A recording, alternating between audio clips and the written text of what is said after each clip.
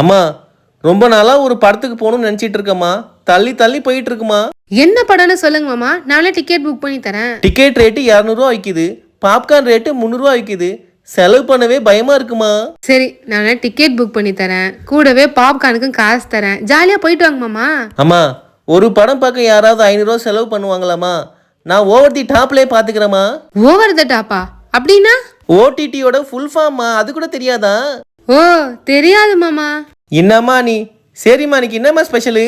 வாழைப்பூ உருண்டை குழம்பு தான் செஞ்சிருக்கேன். வாழைப்பூல வடை செஞ்சிருப்போம், கூட்டு வச்சிருப்போம். ஆனா வாழைப்பூல நீங்க தெரிக்கும் உருண்டை குழம்பு செஞ்சிருக்கீங்களா?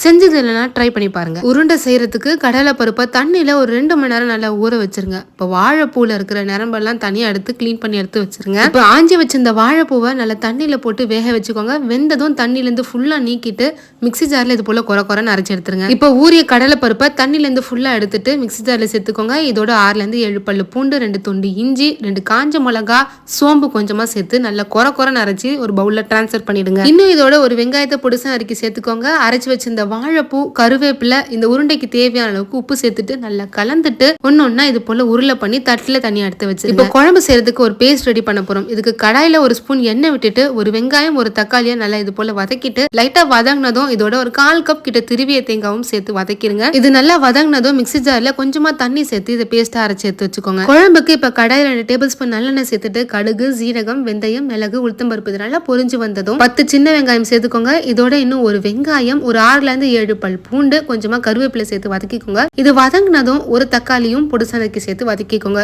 இதெல்லாம் நல்லா வதங்கினதும் மசாலா சேர்த்துக்கலாம். 1/4 ஸ்பூன் மஞ்சத்தூள், 2 டேபிள் ஸ்பூன் வீட்டு மிளகாய் தூள், 1 டேபிள் ஸ்பூன் வெறும் மிளகாய் தூள், 1 ஸ்பூன் கல்லுப்பு, கொஞ்சமா பெருங்காயம் சேர்த்து வதக்கிக்கலாம். இதோட லெமன் சைஸ்க்கு புளியை நல்லா கரைச்சி எடுத்துக்கலாம். இதோட புளி தண்ணி மட்டும் சேர்த்துட்டு கூடவே கொஞ்சமா தண்ணியும் சேர்த்துட்டு கலந்து இது நல்லா கொதிக்க விடலாம். லைட்டா இது மாதிரி கொதிச்சு வரும்போது நம்ம வெங்காயம், தக்காளி, தேங்காய் பேஸ்ட் அரைச்சி வச்சிருந்தோம்ல, அதோட இன்னும் கொஞ்சம் தண்ணி சேர்த்துட்டு கலந்துட்டு தட்டு போட்டு மூடி ஒரு 10 நிமிஷம் கொதிக்க விடுங்க. இப்போ நல்லா குழம்பு கொதிச்சு வந்துடுச்சு. இப்போ இதோட நம்ம பார்த்தீங்கன்னா செஞ்சு வச்சிருந்த வாழைப்பூருண்டைய ஒன்னொன்னா சேர்த்துட்டு கொஞ்சம் கூட கலராம தட்டு போட்டு மூடி ஒரு 10ல இருந்து 15 நிமிஷம் அப்படியே கொதிக்க வச்சு எடுத்தோம்னா சூப்பரான வாழைப்பூ உருண்டை குழம்பு ரெடி. கடைசியா கொத்தமல்லி, கருவேப்பிலை தூவி சர்வ் பண்ணிடலாம். இது நல்லா சுட சுட சாதத்தோட சாப்பிட்டீங்கன்னா அவ்வளவு சூப்பரா இருக்கும். அண்ட் அந்த உருண்டையும் நல்லா சாஃப்டா வெந்து வந்திருக்கு. நீங்களும் ட்ரை பண்ணி பாருங்க.